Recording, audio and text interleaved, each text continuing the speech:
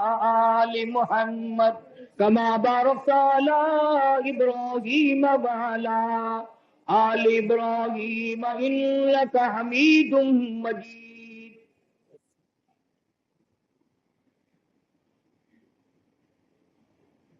جناب صدر محترم، حضرات علماء کرام، محترم بزرگوں، عزیز دوستو،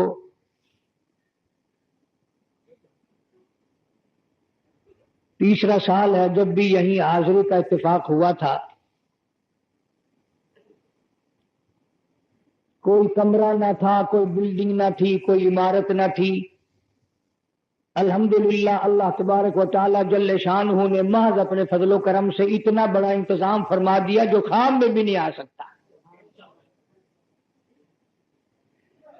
اللہ پاک جس نے پیسہ خرچ کیا ہے اجر عظیم عطا فرمائے۔ علماء حضرات، قاری حضرات کو اس عمارت سے دین کا کام لینے کی توفیق عطا فرمائے۔ ہم سب کو دین متین کا خادم اور غلام بنائے۔ اللہ پاک ہم سب کی اولاد کو قرآن کی دولت عطا فرمائے۔ دور سے السلام علیکم ورحمۃ اللہ وبرکاتہ۔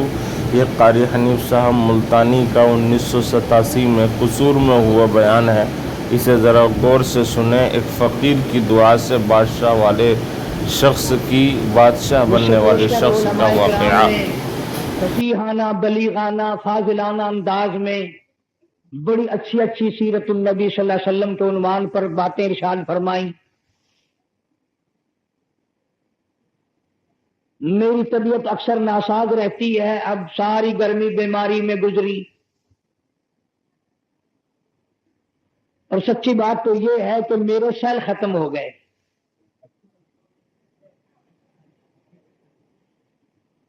دنیا دور ہوتی چلی جا رہی ہے اور قبر بالکل قریب آ رہی ہے۔ میں اپنی کہتا ہوں، کبھی قصور والے کہیں کہ ہمیں بیٹھتے ہی کوسنا شروع کر دیا، تمہارے قبر نیڑے تیڑے نہیں۔ میں تو اپنی بات کر رہا ہوں کہ دنیا دور ہو رہی ہے، قبر بالکل قریب ہے۔ بچپن گیا، جوانی گئی، بڑھیپا آ گیا، اب بتاؤ آگے کون سی منزل ہے؟ بڑھیپے کے بعد اور کون سی منزل رہ جاتی ہے؟ صرف قبر اسے جلتی ہے، نہ گھر والے جلتے ہیں، نہ اولاد جلتی ہے۔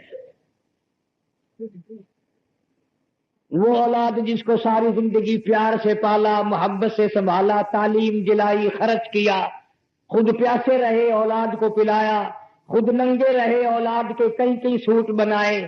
تھوڑے سے بڑے میاں اگر بیمار ہو جائیں تو مسجدوں میں آ جاتے ہیں، دعا کرنا جی، ابا جی یا ادھر ہو جان یا ادھر ہو جان۔ اصل پروگرام ادھر کا ہی ہے کہ اب ان کی کیا ضرورت باقی رہ گئی ہے۔ دنیا کا حال کچھ ایسا ہی بن گیا کہ اب تو سارے کام مطلب کے رہ گئے۔ بس ماں باپ سے اگر مطلب ہے تو ابا جی، اماں بھی نہیں، امی جی، اور اگر مطلب نہیں ہے پھر پتہ نہیں کون ہے۔ نظام کائنات خداوند کریم نے اپنے قبضے میں رکھا، ورنہ ہم اسے بھی کبھی سے تبدیل کر ڈالتے۔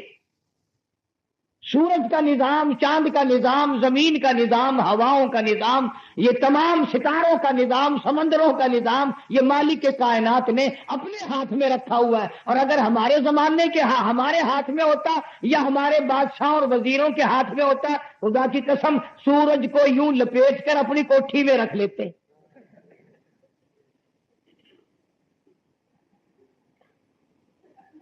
بجلیوں کے بلوں کے بارے میں لوگ روتے پھرتے ہیں، جی بہت بل آ گیا، بہت بل آ گیا۔ اللہ پاک اگر سورج کی روشنی کا بل بھیجتا، ادا کرتے کرتے مر نہ جاتے۔ اس لیے فرمایا تولج اللیل فی النہار وتولج النہار فی اللیل۔ فرمایا دن میں سے رات کو، رات میں سے دن کو، میرے سوا نکالنے والا کوئی نہیں۔ تخرج الحی من المیت و تخرج المیت من الحی، مردے سے زندہ کو، زندہ سے مردہ کو پیدا کرنے والا میرے سوا کوئی نہیں. وَتَرْزُقُ مَن تَشَاءُ بِغَيْرِ حِسَابٍ. فرمایا لوگوں کبھی تو غور کرو، کسی ہوٹل سے ایک چائے پی کر یوں ہی چلے جاؤ، اگلے دن کہتا ہے لڑکے کو، چودھری کو جا کے بتا کل کے پیسے باقی ہیں، تو ایک چالی چائے کی نہیں بھولتا، ایک گلاس لسی کا نہیں بھولتا، ایک کھانا وقت کھلا دے، ایک روٹی کے پیسے نہیں بھولتا. اللہ کہتا ہے 60 سال تیری عمر گزر گئی کھاتے کھاتے، میں نے تجھے کبھی بل نہیں بھیجا. فَإِنَّ اللَّهَ هُوَ الرَّزَّاقُ ذُو الْقُوَّةِ الْمَتِينُ. تمام مخلوق کا رب میں، کھلانے والا میں، پالنے والا میں، سنبھالنے والا میں، ساری دنیا کو زندگی دینے والا میں، موت کا انتظام کرنے والا میں، تمام کا تمام نظام میرے اختیار میں ہے. بِيَدِهِ الْخَيْرُ إِنَّكَ عَلَى كُلِّ شَيْءٍ قَدِيرٌ. ہر چیز پہ قدرت میری ہے. یہ زمین تیری نہیں میری ہے، یہ چاند تیرا نہیں میرا ہے، یہ سورج تیرا نہیں میرا ہے، یہ روشنی تیری نہیں میری ہے. یہ 360 آدھا جوڑ کر، یہ تمام رگوں کو ملا کر تجھے بندہ میں نے بنایا اور کسی نے نہیں.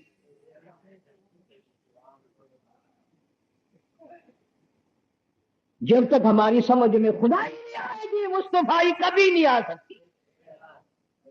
اور پہلے رب کو سمجھو گے تو نبوت سمجھ میں آئے گی. جب اپنی سمجھ میں رب ہی نہیں آیا تو خداوند کریم صلی اللہ علیہ وسلم کے بھیجے ہوئے امام الانبیاء صلی اللہ علیہ وسلم کی نبوت کیا سمجھ میں آئے گی؟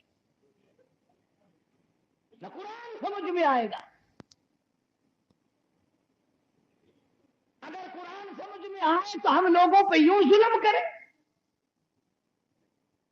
کوئی اپنے آپ کو وزیر، اپنے آپ کو خدا بنا لیتا ہے، کوئی سفیر اپنے آپ کو خدا سمجھتا ہے، کوئی بادشاہ اپنے آپ کو خدا سمجھتا ہے.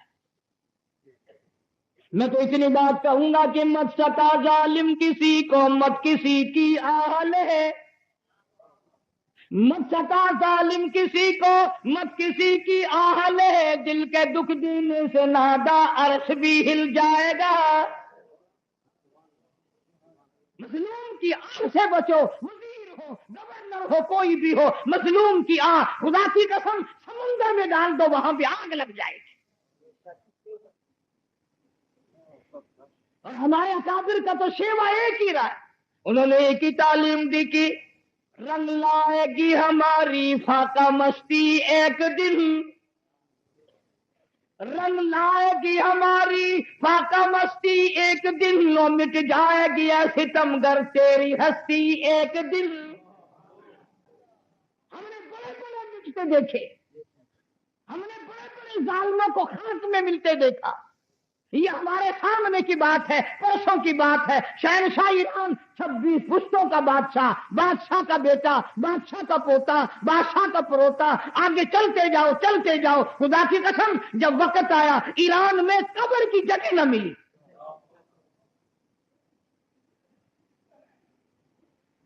وہ کسی فقیر نے اس زمانے میں خیرات مانگ رہا تھا تو کسی نوجوان نے 5 روپے دے دیے. تو فقیر نے دعا دی اللہ تجھے بادشاہ بنائے.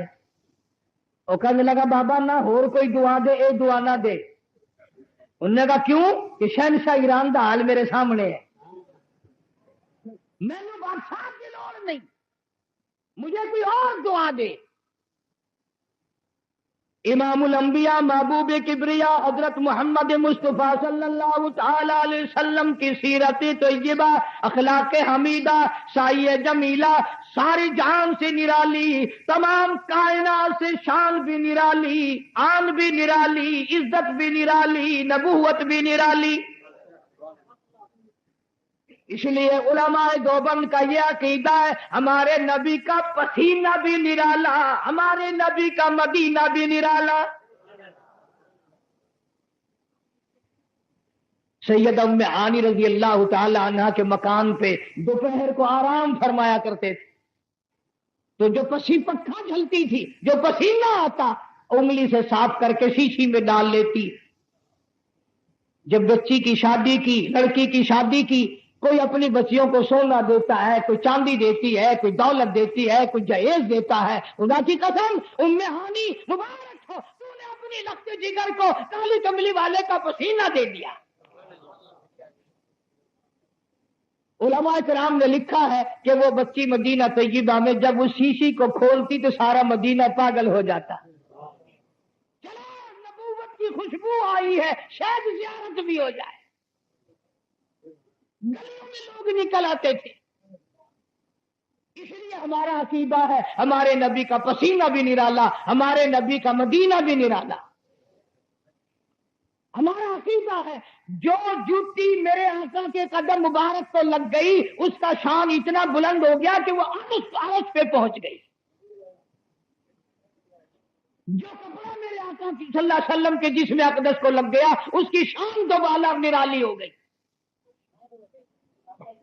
مدینہ مدینہ ہے، اس کی گلیاں نرالی، اس کی ہوا نرالی، اس کی فضا نرالی، اس کی تمام چیزیں نرالی۔ خدا کی قسم وہ تو اتنا پیارا شہر ہے، نبی کو تو پیارا تھا ہی، اللہ کو بھی اتنا پیارا ہے، اس شہر کی قرآن میں قسمیں کھا دی۔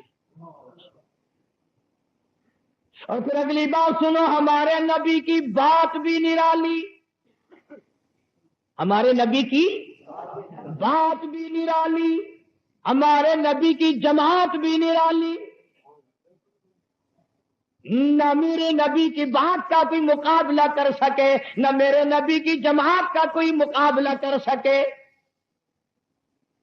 تم نے ہزاروں گورنر دیکھے، تم نے ہزاروں صدر دیکھے، تم نے ٹیلی ویژنوں پہ لاکھوں کروڑوں لوگوں کو دیکھا، بڑے بڑے حسین دیکھے، بڑے بڑے خوبصورت دیکھے، بڑے بڑے دولت مند دیکھے۔ خدا کی قسم بلال نے زندگی میں لاکھوں مرتبہ امام الانبیاء کا دیدار کیا۔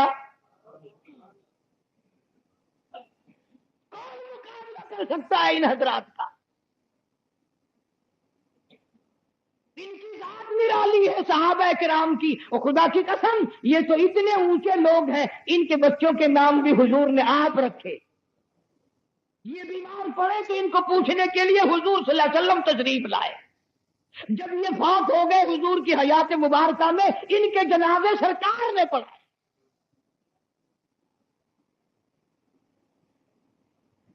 اسی لیے مدینہ منورہ میں یونیورسٹی قائم فرمائی، دارالعلوم قائم فرمایا، کالج قائم فرمایا، مدرسہ قائم فرمایا۔ اور قصور کے مسلمانوں، تم نے کبھی سوچا بھی ہے صحابہ اس مدرسے کے فارغ ہیں، صحابہ اس مدرسے کے فیض یاب ہیں جس کا پرنسپل کالی کملی والا ہے؟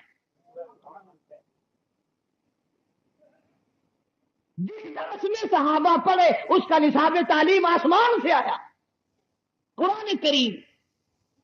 اب بتاؤ جن کا استاد محمد مصطفیٰ ہو صلی اللہ علیہ وسلم، اور جن کا نصاب آسمانی ہو، عرش عظیم سے آیا ہو، اتنے بڑے استاد کے شاگردوں کا اور اتنے اچھا نصاب پڑھنے والوں کا امتحان کون لے؟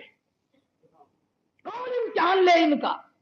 اللہ پاک جل شانہ نے اعلان کر دیا، میرے محبوب کریم صلی اللہ تعالی علیہ وسلم تیرے شاگردوں کا اگر امتحان نہ ہوا، قریب آ کر قیامت کے نزدیک آ کر کے لوگ ان کو بکواس کیا کریں گے، ان کا گلہ کیا کریں گے، ان کی شان میں گستاخی کیا کریں گے۔ اس لیے شاگرد تیرے ہوں، امتحان کوئی اور لے یہ اچھی بات نہیں۔ میں اپنے محبوب کے شاگردوں کا میں خدا خود امتحان لینے آؤں گا۔ خدا امتحان لینے کے لیے آیا، یہ کوئی گپ نہیں، کوئی یوں بنایا ہوا قصہ نہیں۔ اللہ پاک فرماتے ہیں اولئک الذین امتحن اللہ،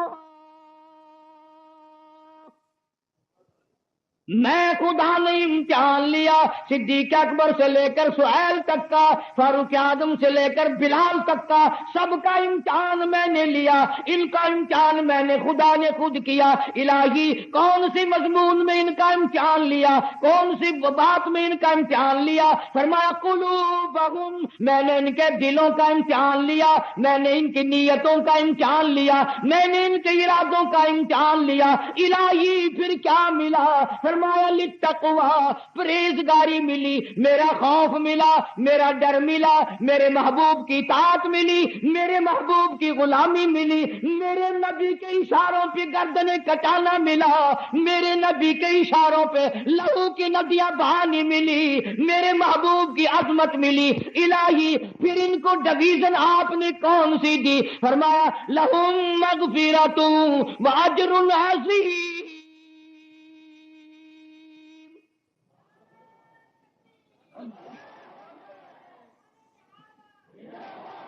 فرمایا ان کی ڈویژن کیا پوچھتے ہو؟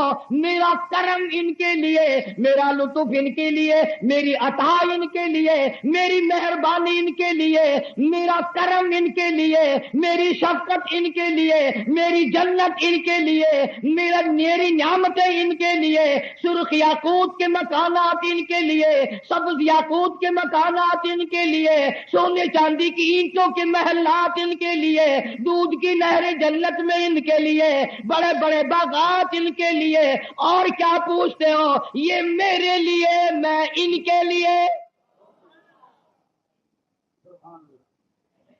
رضی اللہ عنہم ورضوا عنہ، یہ مجھ سے راضی، میں ان سے راضی، ان کو میں نے تمغے دے دیے، رضامندی کے تمغے دے دیے، ان کو میں نے بڑے بڑے نشان دے دیے، ان کو میں نے نواز دیا۔ میں جانوں اور یہ جانے تم ہوتے کون ہو؟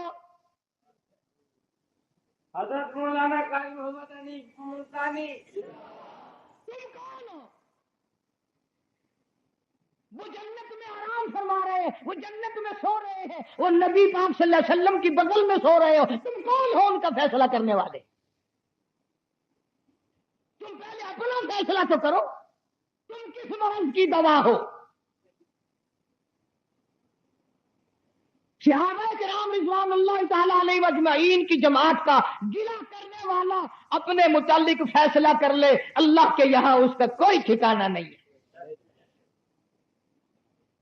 اگر قرآن سمجھ میں نہیں آتا تو بڑے بڑے ہوٹلوں پہ جہاں اکثر دنیا دار لوگ لفنگے چھوکرے بیٹھتے ہیں، ان سے جا کر کبھی سمجھ لو، لوگ یار کے پیچھے جان دے دیتے ہیں، لوگ یار کے پیچھے جان دے دیتے ہیں، اور میرے یار نے تو کیوں چھیڑا، تلوار مار دیتے ہیں، چھری مار دیتے ہیں، زخمی کر دیتے ہیں، جان سے مکا دیتے ہیں، میرے یار کی توہین کیوں کی؟ اور دنیا میں لفنگے لوگ اپنے یار کی توہین برداشت نہیں کرتے، کالی کملی والا اپنے یاروں کی توہین کیسے برداشت کرے گا؟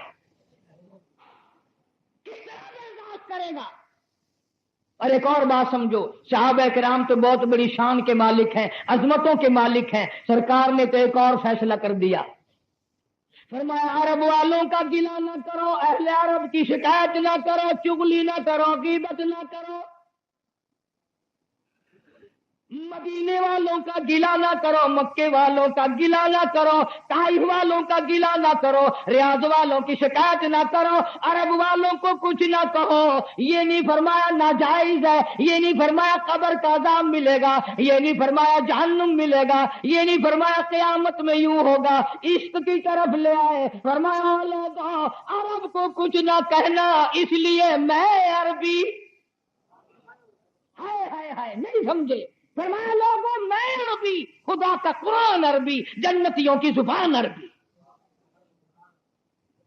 جو نبی عرب والوں کا گلہ برداشت نہیں کرتا، وہ صدیق کا گلہ کیسے برداشت کرے گا؟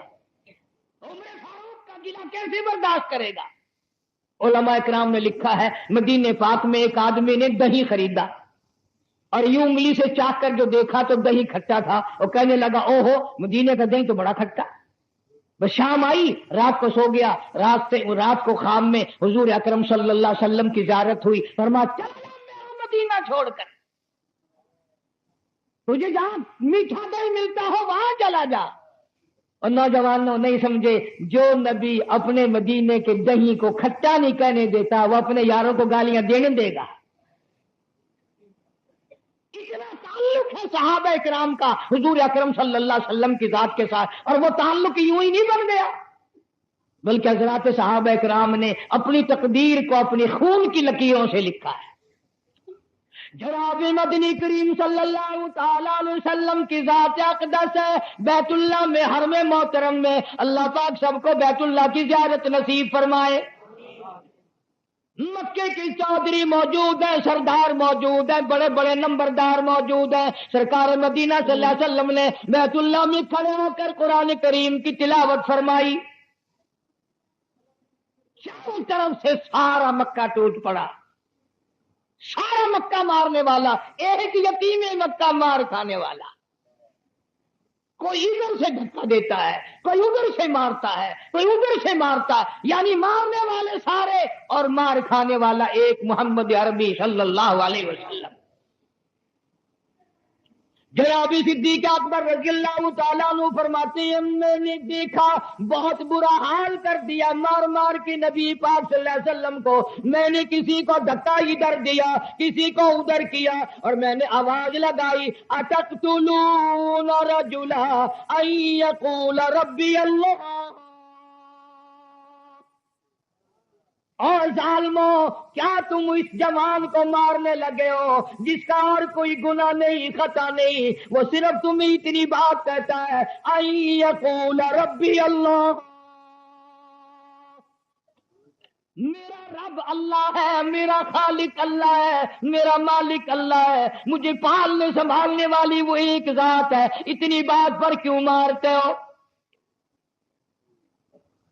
صدیق اکبر رضی اللہ تعالیٰ عنہ فرماتے ہیں میرے بچاتے بچاتے منع کرتے کرتے ایک ظالم آگے بڑھا، اور اس نے آگے بڑھ کر محمد کریم صلی اللہ تعالیٰ علیہ وسلم کے گلے میں کپڑا ڈال لیا، اتنے بل چڑھائے، اتنے بت چڑھائے، یتیم مکہ کی دونوں آنکھیں باہر آ گئی، گلا گھونٹ دیا گیا شہنشاہ کائنات صلی اللہ علیہ وسلم کا۔ فرماتے ہیں میں نے وہ مشکل سے پھندا نکالا اور وہ کپڑا نکالا، ایک اور کمینہ آگے بڑھا، گردن مبارک میں چادر ڈال کر اتنا زور سے جھٹکا دیا کہ سرکار مدینہ صلی اللہ علیہ وسلم کے منہ مبارک میں جھاگ آ گئے۔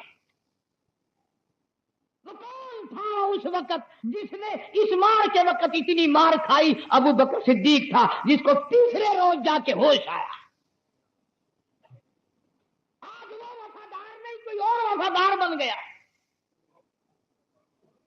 سارے صحابہ کرام کا اعتقاد یہ تھا، کسی نے پوچھ لیا حضرت عمر رضی اللہ تعالیٰ عنہ سے کہ حضور صلی اللہ علیہ وسلم کی نماز کیسی تھی، تو نہ فتوا دیا، نہ یہ کیا، نہ وہ کیا، فرما جلدی جا مسجد میں جا کر صدیق کو نماز پڑھتا ہوا دیکھ لے، اگر نبی کی نماز دیکھنی ہے تو صدیق کی نماز کو دیکھ۔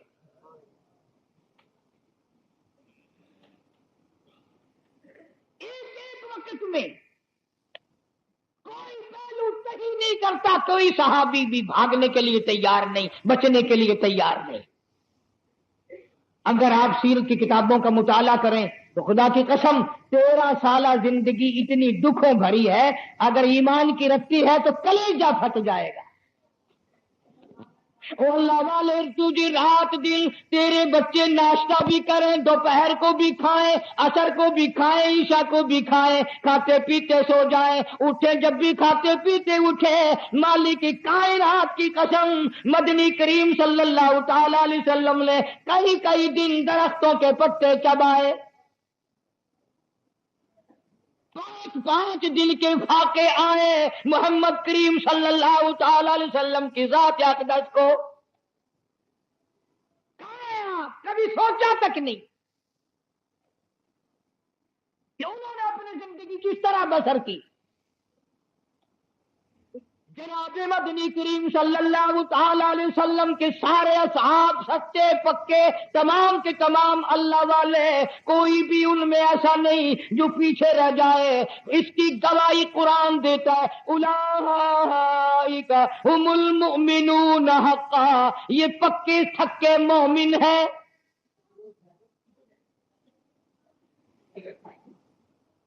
گھر چھوڑا، وطن چھوڑا، مال قربان کر دیا، وطن قربان کر دیا، ساری دولت قربان کر دی، کوئی چیز صحابہ کرام نے اپنے پلے نہیں رکھی. اور ان میں سے بعض کی شان تو اتنی امتیازی ہے کہ وہ میں نہیں کہتا، تورات کہتی ہے، انجیل بیان کرتی ہے، زبور بیان کرتی ہے، خدا کا قرآن بیان کرتا ہے، نبی کا فرمان بیان کرتا ہے. سو نہ جائیں آپ لوگ، دیر بھی کافی ہو گئی. ایک بات آپ بھی بتائیں، جتنے بیٹھے ہو قسم کھا کے بتانا، کبھی تم نے دعا مانگی یا اللہ شہادت کی موت عطا فرما؟ دعا مانگی کبھی؟ بڑے بڑے ولی بیٹھے ہیں، حاجی، غازی، نمازی، مجاہد، بڑے بڑے، اللہ کبھی دعا مانگی یا اللہ شہادت کی موت عطا فرما؟ چلو تم اپنے لیے تو نہیں مانگتے، کل صبح کو فجر کی نماز جہاں جہاں پڑھو گے وہاں سلام پھیر کر ذرا زور سے دعا مانگنا، یا اللہ ساڈا مولوی شہید ہو جاوے. مولوی نے بالکل آمین نہیں آکھنی، سوٹا تو انہوں لبنا نہیں، مسلح ہی چک کے تیرے سر تے مارے گا. میں تیرے گھروں کھانا تو مینوں مارن پھردا. یہ ایک ایسا جوان ہے جو ہر نماز کے بعد دعا مانگتا، اللہ ارزقنا شہادتا فی سبیلک. جناب فاروق اعظم رضی اللہ تعالیٰ عنہ ہر وقت دعا کرتا، الہی شہادت کی موت عطا فرما، در تیرا ہو، سر میرا ہو، نام تیرا ہو، خون میرا ہو، تیری توحید پہ، تیرے قرآن پہ میرا گلا کٹ جائے، میری بوٹیاں اڑا دی جائے، میرا قیمہ بنا دیا جائے، میں ہر وقت یہی جستجو اور آرزو رکھتا ہوں. یہ دعا مانگنے والا کون ہے؟ فاروق اعظم رضی اللہ تعالیٰ عنہ. اس نے تو شہادت مانگی اور اس کو امام الانبیاء نے مانگا. اس کو اللہ تبارک و تعالیٰ کے محبوب حضرت محمد الرسول اللہ صلی اللہ تعالی علیہ وسلم کی ذات اقدس نے جولیاں پھیلا پھیلا کے رو رو کے مانگا. فاروق تمہاری سمجھ میں ہی نہیں آ سکتا، اور مانگنے والے کی جولی بھی دیکھ، دینے والے کا خزانہ بھی دیکھ. مانگنے والا مصطفیٰ ہے، دینے والا خدا ہے، اور آنے والا فاروق ہے. دعا کرتا ہے ہر وقت، اللہ ارزقنا شہادتا فی سبیلک. مولا تیری راہ میں اپنے خون کا آخری قطرہ بہانا چاہتا ہوں، تیرے نام پہ کٹنا چاہتا ہوں. مجھے یہ بات پسند نہیں بیوی بچوں کے سامنے تڑپ تڑپ کے مروں، سڑکوں پہ مروں، میں عورت کے پیچھے مروں، میں دولت کے پیچھے مروں، میں حکومت کے پیچھے مروں، میں تخت و تاج کے پیچھے مروں. مجھے تو شہادت کی موت چاہیے. کیوں؟ ولا تقولوا لمن يقتل فی سبیل اللہ. اللہ پاک کہتا جو میری راہ میں کٹ گیا، میرے نام پہ مر گیا، میرے نام پہ جس کے گلے پہ خنجر چل گیا، خدا کہتا ہے بل آہیا، میں اعلان کرتا ہوں جو میرے نام پہ مرے گا قیامت تک اس کو مردہ کہنے کی اجازت نہیں. آواز آئی میرے محبوب کے محبوب، میں نے تیری دعا کو قبول کر لیا. کسی کی شہادت کی گواہی دینے کے لیے احد کا پتھر آئے گا، کسی کی گواہی دینے کے لیے حنین کی مٹی آئے گی، کسی کی شہادت کی گواہی دینے کے لیے تبوک کی مٹی آئے گی. پر اے میرے فاروق، جب تیری شہادت کی باری آئے گی، گواہی کی باری آئے گی، یاد رکھ میرے نبی کا مصلی آئے گا، میرے نبی کا منبر آئے گا، میرے نبی کی مسجد آئے گی، فجر کی نماز آئے گی، میرا قرآن آئے گا، سارا مدینہ آئے گا. دوسری دعا فاروق اعظم کی، وجعل موتنا فی بلد محمد صلی اللہ علیہ وسلم، الہی مدینے شہر کا دفن عطا فرما.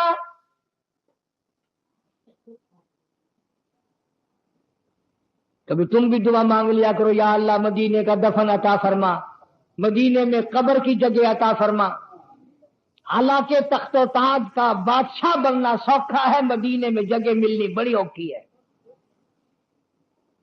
वो तुम्हारे बस की बात नहीं, वो तो उन लोगों को अल्लाह पाक अता फरमाते हैं। शेखुल हदीस मौलाना मोहम्मद ज़करिया साहब सबका दो रहमतुल्लाह अलैह 18 बरस तक मदीने में बैठ के मौत का इंतजार फरमाया।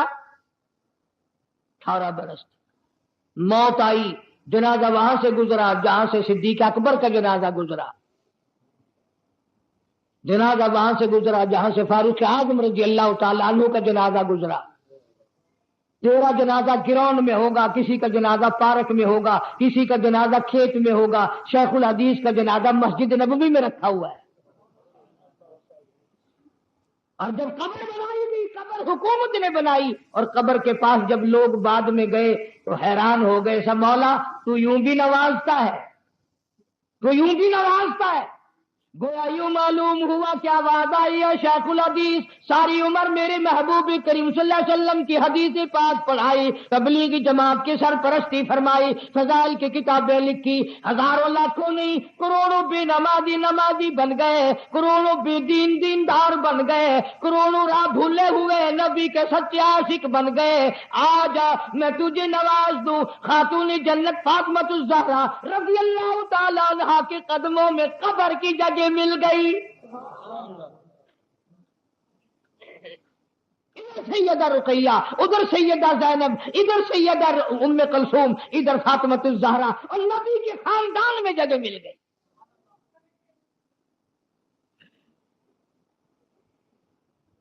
हमारे यहां तो हज की दरखास्त जब निकल आती है ना, तो बड़े मियां बाजार में चल पड़ते हैं, अस्सलाम वालेकुम।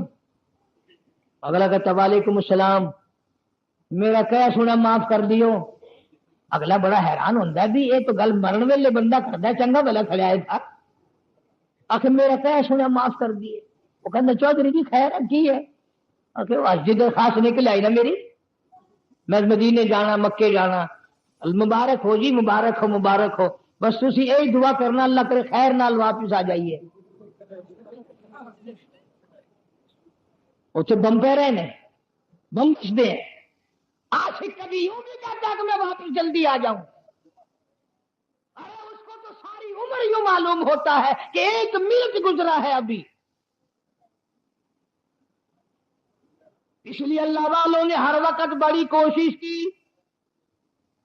शेखुल कुर्रसान कारियों का सरदार मौलाना कारी फतेह मोहम्मद साहब सब कह दो रहमतुल्लाह अलैह 20 साल तक मदीने में बैठ के मौत का इंतजार फरमाया। शबे बरात वाली रात में जन्नत के 8 दरवाजे खुले हुए थे, दोज़ख के दरवाजे बंद थे, अल्लाह की रहमत बरस रही थी, आसमान दुनिया पे अजल्लियात तशरीफ लाई हुई थी। कारी फतेह मोहम्मद साहब जन्नतुल बकी के कब्रिस्तान में दफन हो गए।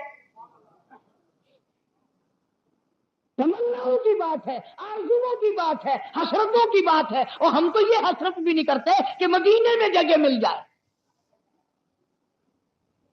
वहां जाकर बल्कि लोग लड़ते हैं, अजी वो बच्चे अकेले हैं, दुकान पे कोई नहीं, 1 तारीख पहले अगर सीट मिल जाए तो बहुत अच्छा है।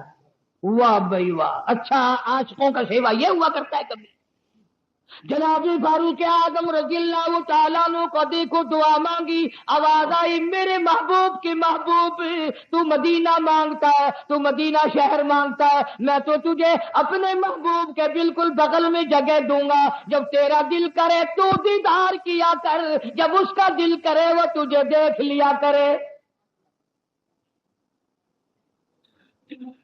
किस कदर खौफे खुदा है। जनाब फारूक आजम रज़ियल्लाहु तआला अन्हु को लोगों ने देखा जमीन पे करवटें बदल रही हैं, बेतहाशा रो रही हैं। किसी ने पूछ लिया फारूक तुझे आज क्या हुआ, इतना क्यों रोया। फरमाने लगे ओ लोगों कब्र का अंधेरा याद आ गया। اس لیے میں تمہیں بھی کہتا ہوں زندگی میں شاید آخری مرتبہ ملاقات ہے، اور قصور کے مسلمانوں نوجوانوں، تمہیں سیب کا ذائقہ تمہیں معلوم ہے، کیلے کا ذائقہ تم کو معلوم ہے، انگوروں کا ذائقہ تمہیں معلوم ہے، انار کا ذائقہ تمہیں معلوم ہے، امرود کا ذائقہ تمہیں معلوم ہے، انناس کا ذائقہ تمہیں معلوم ہے، تمہیں ہزاروں مٹھائیوں کی ذائقے معلوم ہے، تمہیں ہزاروں شربتوں کی ذائقے معلوم ہے، تمہیں لاکھوں کھانے پینے کی چیزوں کے ذائقے معلوم ہے، پر تم نے کبھی بھی قبرستان میں جا کر یہ نہیں پوچھا اس قبر والوں ذرا بتاؤ تو صحیح موت کا ذائقہ کیسا ہے؟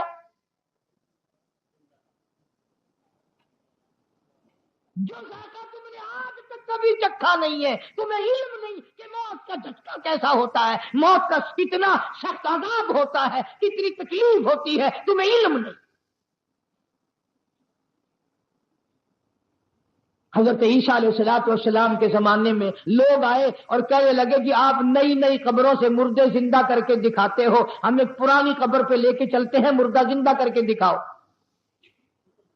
عیسیٰ علیہ السلام پہنچے، تشریف لے گئے، فرمایا قم بإذن اللہ۔ ایک نوجوان قبر سے زندہ ہو کر سامنے آ گیا۔